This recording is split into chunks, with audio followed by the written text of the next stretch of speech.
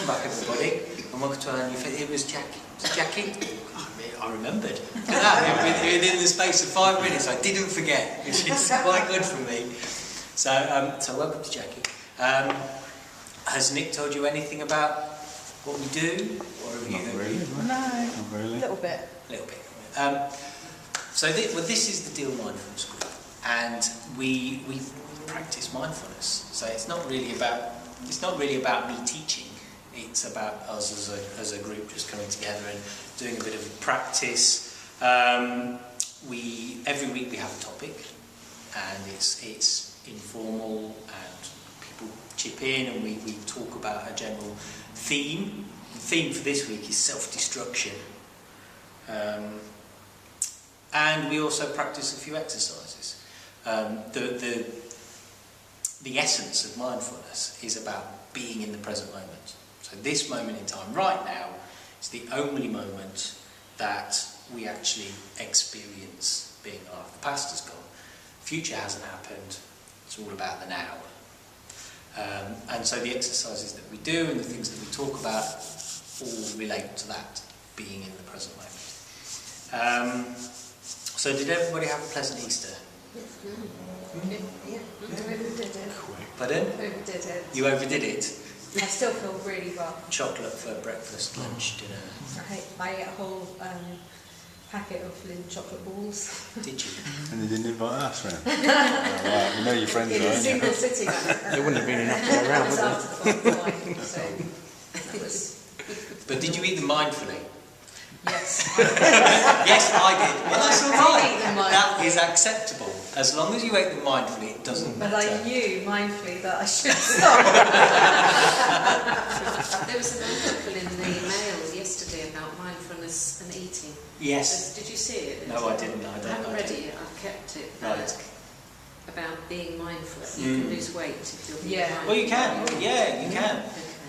You can. Well, it was. We did it in the past. We've done. There's.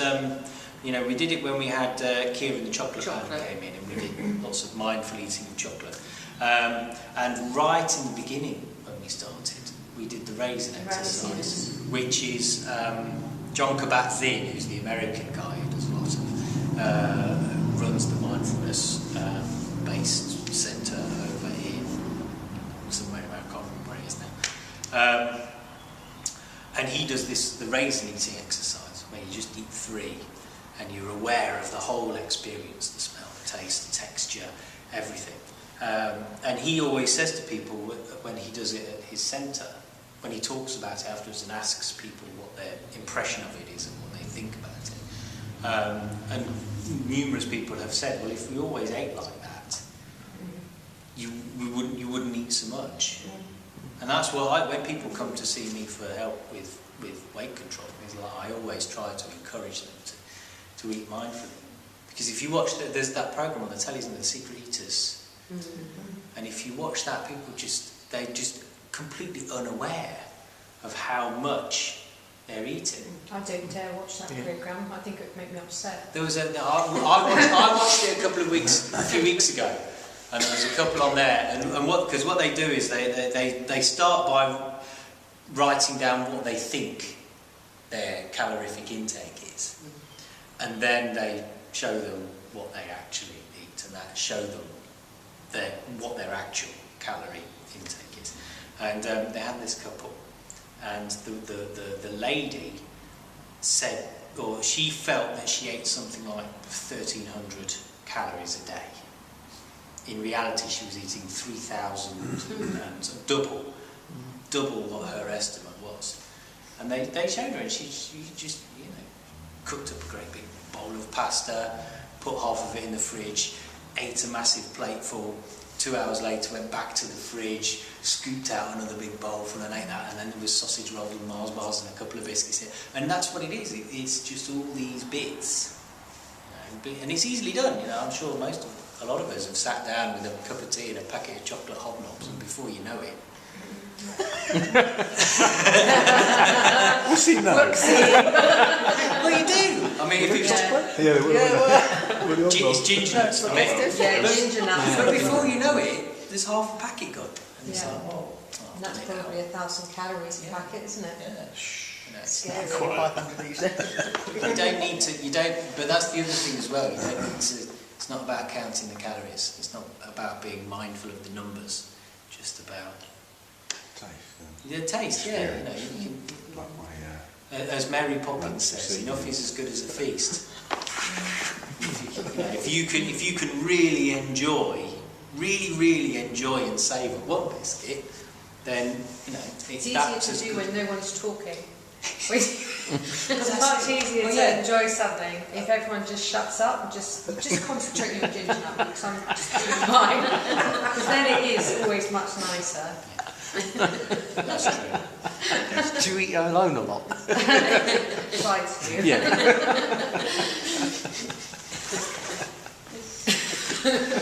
Right. Let's start with an exercise, and then we'll talk a bit about. Well, we'll talk about self-destruction. Maybe ginger nuts or chocolate hobnobs will rear themselves again. Who knows? We'll start by sitting, and we'll sit and engage our senses. So we begin by just having a look around. We open our eyes. What we're doing now, Jackie, is we're just bringing our awareness to our senses. Our senses tell us what's going on around us, where we are in space and time. And we just engage them one at a time, just become aware. So we start by looking around and just being aware of what we can see. And just seeing in a very simple sense. We're not scrutinising, we're not analysing, just looking.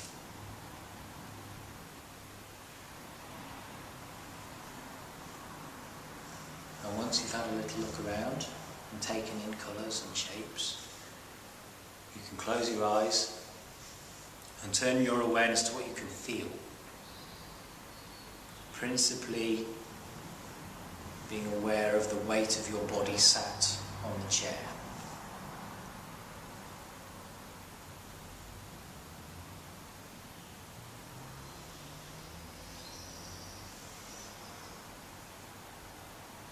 Be aware of gravity pulling your bottom down into the seat.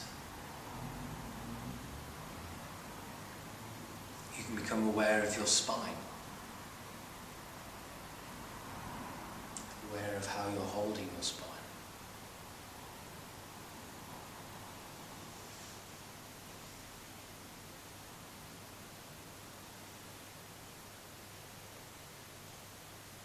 Aware of your feet in contact with the floor.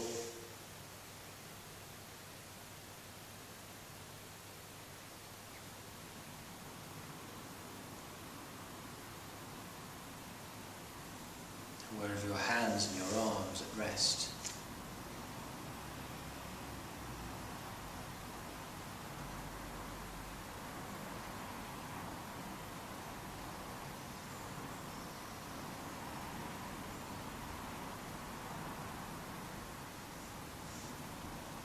Then you can become aware of your clothes against your skin.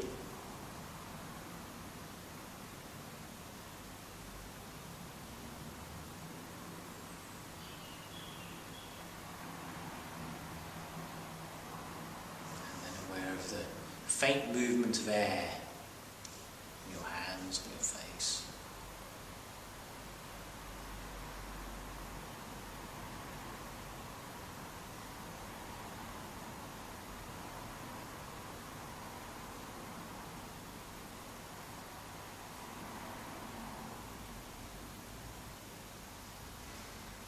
Then we can move our awareness to the sense of smell and just be aware of smelling.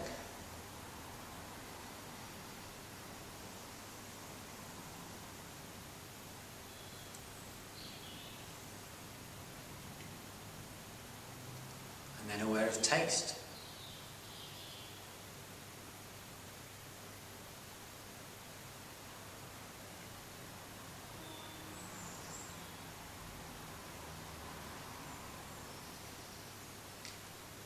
And then finally move your awareness to listening.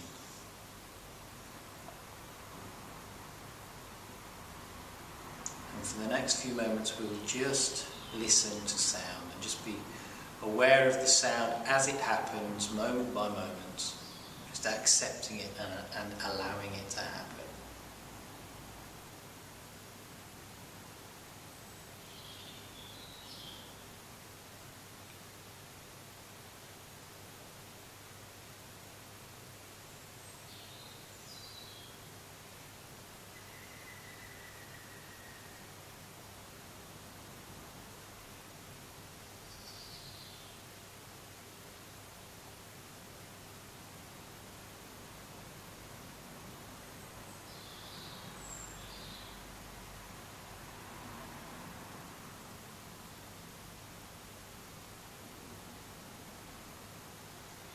Gradually allowing the field of your hearing to expand. And if your mind wanders, it doesn't matter. Just bring the awareness back to listening.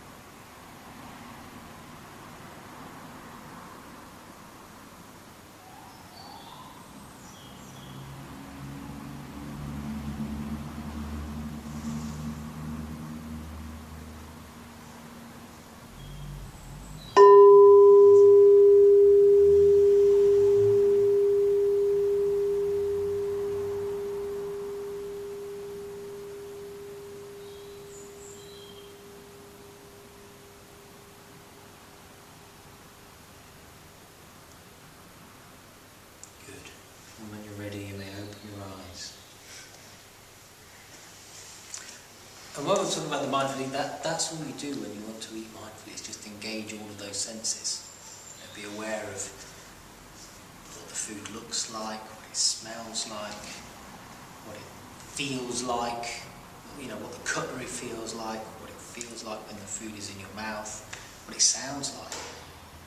The sounds of you, the physical sounds of eating, and also the sounds as you crunch and bite and chew, and then obviously the taste and the flavour.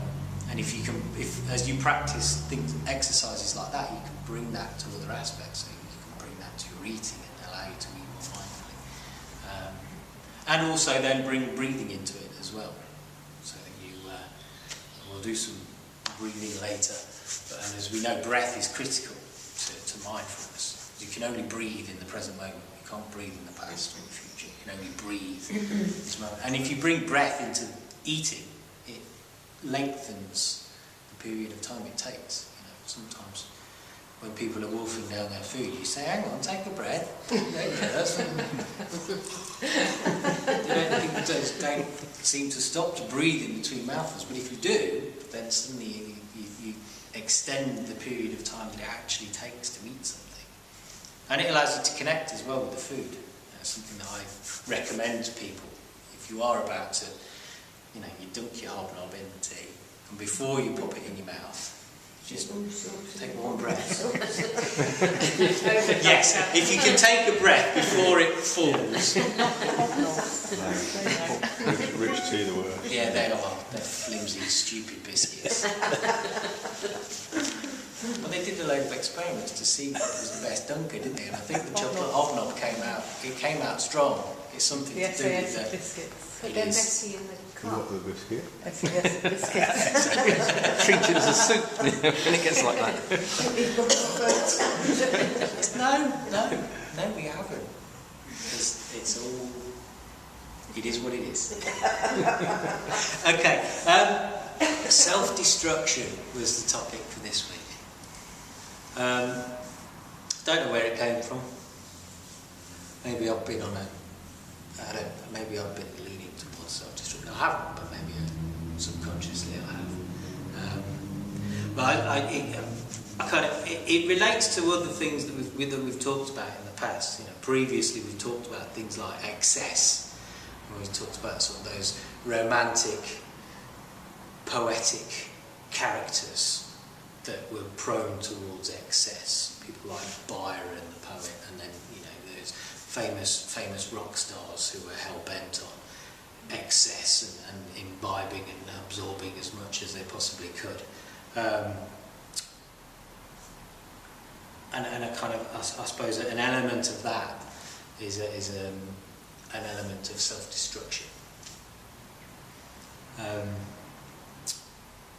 And I mean, I don't know. Do you feel that everybody sometimes has an inclination towards bits of self-destructive behaviour, or is it just certain people? Does anybody here have a particular? I think everybody has an element, but I was told absolutely not the other day when I brought this up with somebody who... was it a nun you were talking to? Well, he might as well have been a nun, but no, he said, well, I've never had that. Right. And I looked at him and I thought, no, I know you've had heart bypass surgery and all that rest of it. Mm. So don't tell me you're not self-destruct when you've just had a bottle of wine and a half for lunch. I know I'm not being judgmental, being observant, observing. So I think everybody has got an element. And it doesn't mean you're bad, it doesn't mean there's anything wrong with you, it's just... What I was thinking about, what it was is I was thinking about the nature of self-destructive behaviour. Actually, that's where it came from, is because I was talking to my brother-in-law and he was talking about a friend of his who's problems with substance abuse and things like that, and is on a real downward spiral of self-destruction. And I was thinking, there's that element to it. People that ruin themselves with drugs, people that do it with drink, people that smoke themselves to death. And there's those kind of addictive, self-destructive behaviours where you lean towards a substance or something like that.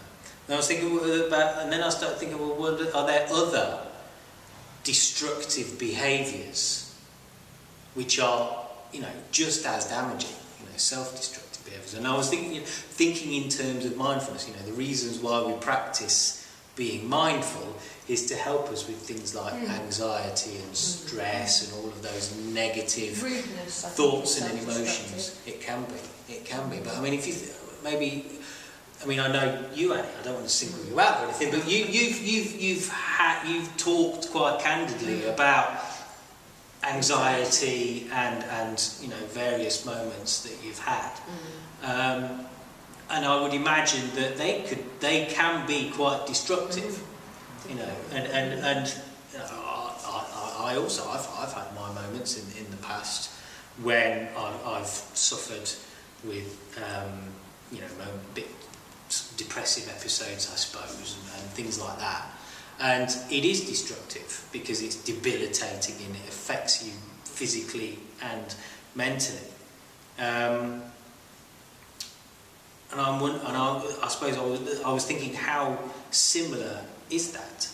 How similar is it for people to destroy themselves through anxiety and worry and things like that, in the same way as people do it through drink or drugs or but they can be linked as well, can't they? Well, exactly. Well, that's it. They can, can't they? People will turn to drink or drugs to try and get over the feeling of anxiety or pressure. Yeah. Or well, everybody has spirals, doesn't it? They say everybody has their crutch, don't they? Yeah, absolutely. And so for some people, their crutch is maybe drink or whatever. But then other people's crutch can be something different. Yeah. Which, whilst you may think is quite positive, ultimately they can be quite damaging. You know, people can develop quite obsessive beliefs about things. You know, people can turn to religion and to spirituality, not necessarily just religious fanaticism, but other aspects of spiritualism as a mechanism, as a crutch, as a coping mechanism, and ultimately it can become quite damaging, can't it? The people, you know, I know of people who have alienated friends and family and things like that because they've developed these beliefs, which, whilst they felt they were doing them for the right reasons or were doing them for personal gain, ultimately it was quite a self-destructive. A bit like somebody activity. went into a cult, for example. Yeah, They well, that's it. Yeah, into it, and then they, you know, destroy their friendships with their family and that. yeah, that's it. Exactly right. Yeah. Well, that's the kind of thing that I'm thinking. There's a lot to that, and it's not just about people developing a dependency for a drug or something like that. I think sometimes kind of a let out as well, maybe, like if you're under a lot of pressure or stress and things aren't going right, and I don't know, you're getting angry towards people, you want to just go, that's it, I've had enough. And then you know, right, so anger can be a self-destruct button, can't it? Well, exactly. And that's probably one of the main ones, I would think. Exactly. And I suppose the hand in hand with that self-destructive behaviour is that loss of control is something that goes with it, isn't it? It's usually somebody that's out of control emotionally that ends up going down that particular path. I've started reading a really interesting book, and there's a guy called Professor Steve Peters, who you may have heard of. He's the psychiatrist who he's done a lot of work with the GB cycling team, and also he was the guy that turned Ronnie O'Sullivan, the snooker player, around and took him from being, you know, depressive and whatever, and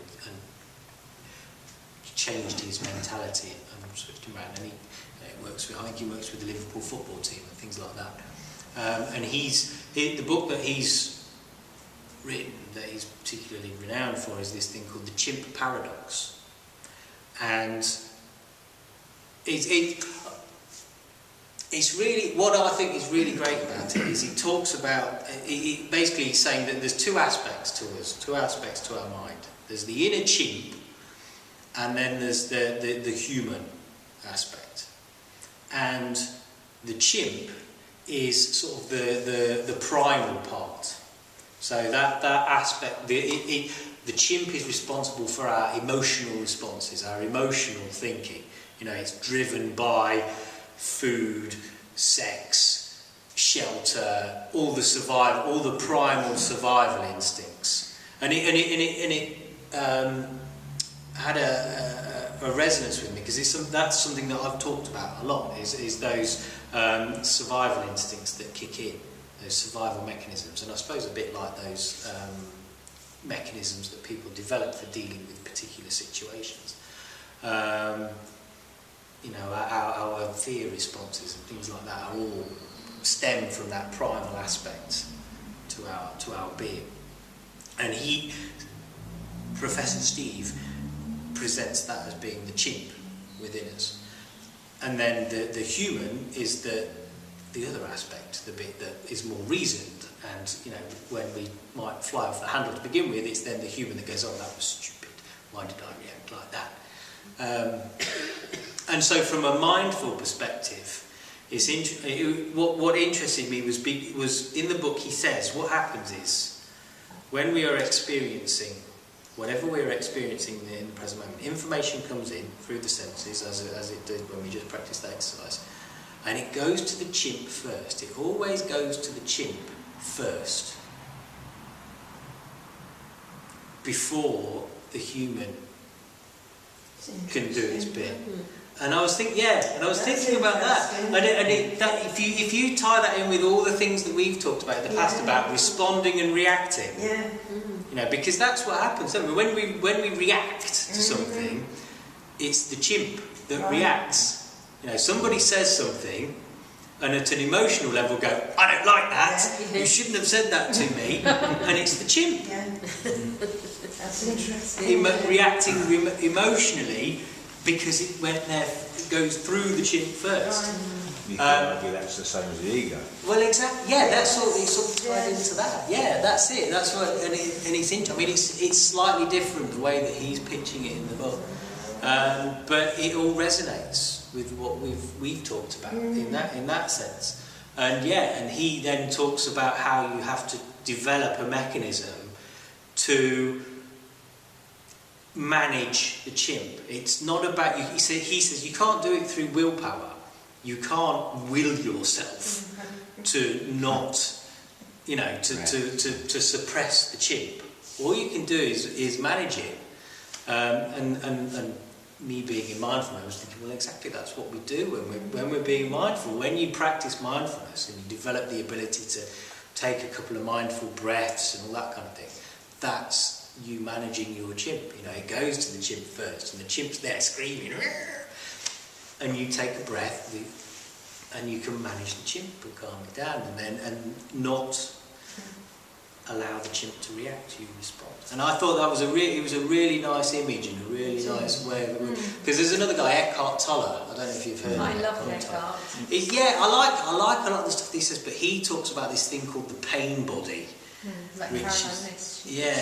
Yeah. He talks about the pain body as being this part of us which is all of the negative emotions and things like that. And when when you get two people that start squabbling and battling, it's each other's pain bodies surfacing and going. And it just doesn't quite.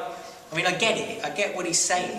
You know, that's the negative emotions and all the frustration and the anxiety and the inner pain surfacing and fighting, and it's all part of ego and everything. But it just doesn't quite, for me, fit as nicely together. Whereas this whole chimp idea, I think it resonates. It really feels right, and also because I suppose it's it harks back to that primal thing, the where we've come from as we've developed as human beings. We all know that we descended from the ape. Well, maybe we don't know that. It's a fairly well publicised theory that we descended from the apes, and so there's part of our brain has a lot in common with. So, are you preparing yourself? Am I preparing myself? Well, not you personally, but are we all preparing ourselves then? Because we know how we're going to react, and through mindfulness, then you already know. Well, what the outcome is. So you're preparing yourself for how you might respond to it. It's preparing yourself to respond appropriately. That's what it is. Not necessarily knowing how you're going to respond, because we don't know what's going to happen.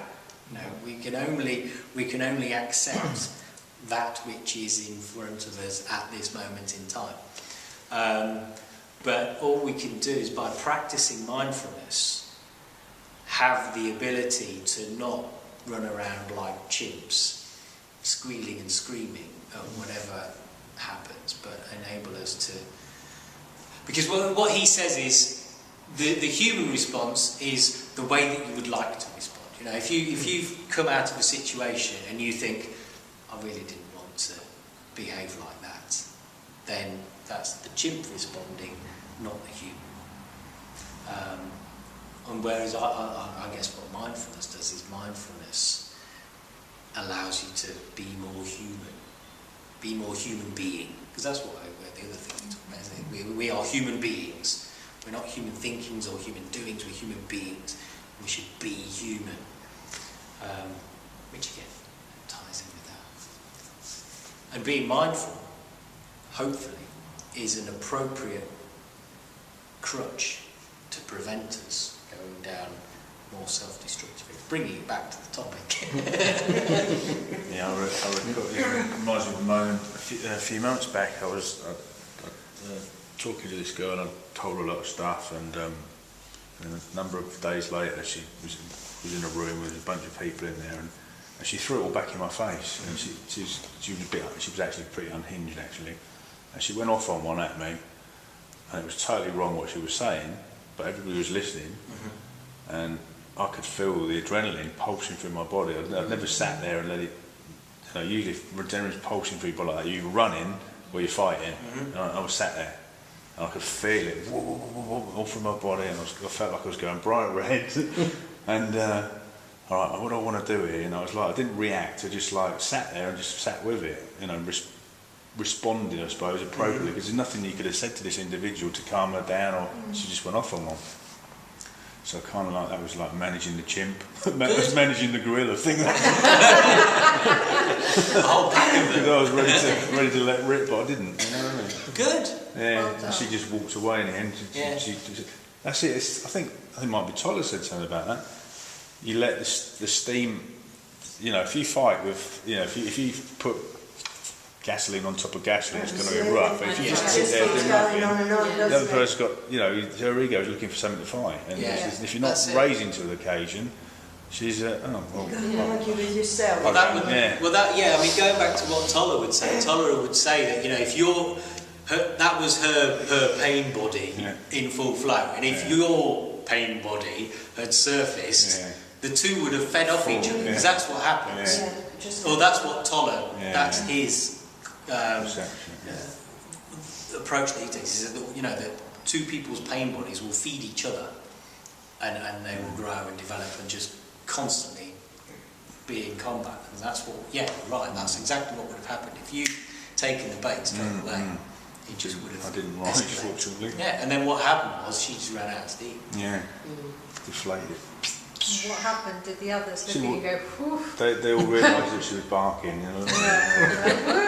they know my situation, so they knew the truth, Well, that's good. Yeah. That's good. It's not easy. No, it isn't. I'll tell you, that adrenaline, I've never felt that before. It was full on. It was sheer bloody adrenaline running through my system. But well done for just sitting with that. Yeah, I managed it quite frankly. It's not nice when people, sort of like put a situation like that where you actually have to deal with it as well. I mean, and in front of others. I wasn't the only person who had to pop out. But how did the others? Did everybody else manage it? Not so well. No. Did they get involved then? One was angry and with her at the start, and I thought, well, that ain't going to solve it, because this person's just not going to react to that. It's going to escalate. And the other lady kind of like was the other way. She became pushed down through it. If you like. That ego to make this one small and insignificant. That's what it was. Whereas I just sat there and just let it go. Just let her go, and it's like, okay, whatever. I believe you. That's so irritating when you're out for a fight.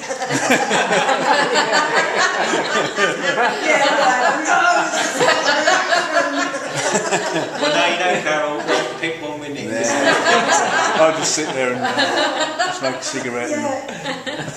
More power to your elbow, dear. It's not the easiest thing. I surprise myself sometimes.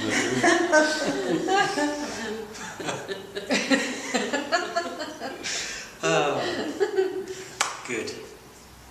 Right. Oh, crikey. Let's breathe. This is the nice part. I love breathing. I did this today. I must have sat for about 15 minutes on my own. It's lovely. Just breathing. So we finish off by just bringing our awareness to our breath, because our breath is absolutely intrinsically linked to us being alive. We can't breathe. We can't not be alive and not be breathing. And the breath happens in the moment. So if we bring our awareness to our breath, we instantly bring ourselves into the present moment. And I suppose our breath, by becoming aware of our breath, we can become aware of, or we can step away from those self-destructive behaviours. Being aware of your breath is probably the least self-destructive thing that you can possibly engage in. I won't say do, I don't know what to say, do. It's the least self-destructive activity in which we can be. So we start by just being aware of the breath at the nostrils, at the point where the air enters and leaves our body, and just for the next few breaths, just follow the movement in and out of the air at the nostrils.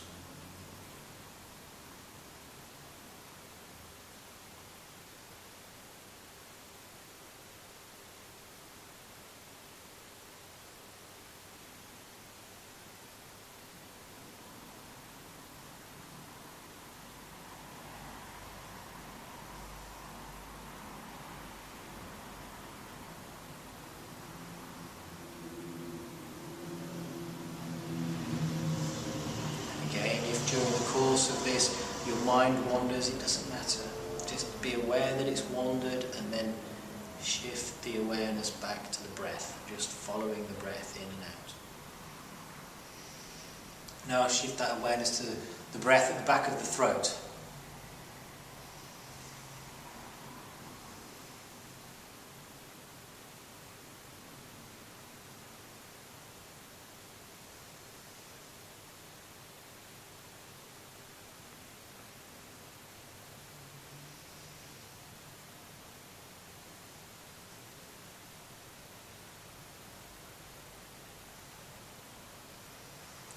Moving further down, aware of the breath in the chest. And here you can become aware of the rise and fall as you breathe in and then breathe out.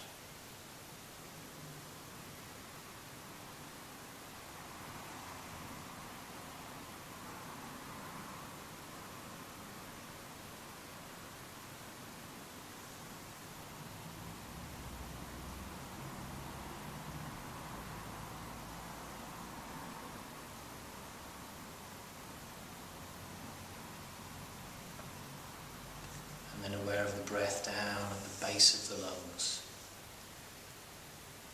at the diaphragm.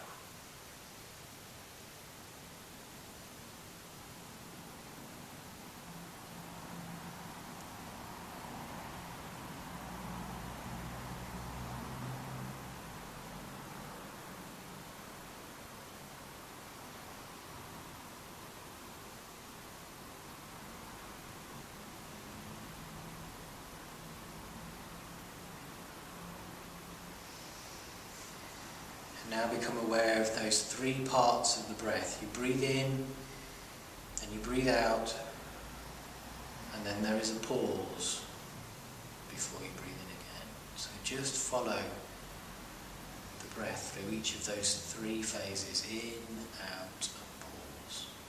And if the mind wanders, just bring it back to whichever phase you're in, out, or pause.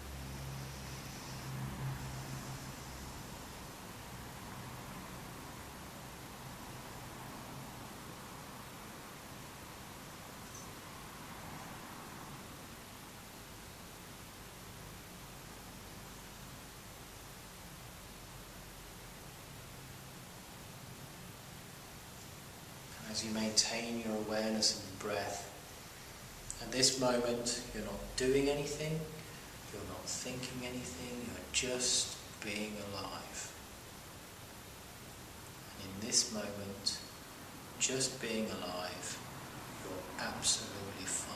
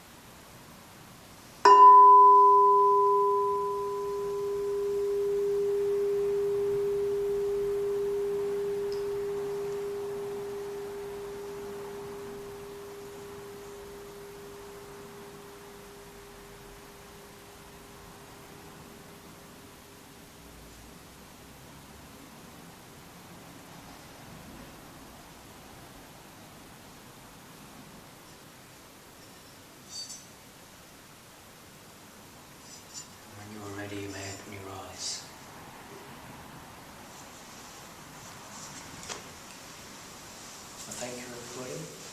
Have a great week. And if you feel yourself about to self-destruct, just bring your awareness to your breath. And in that little moment of peace, that little pause, perhaps not detonate.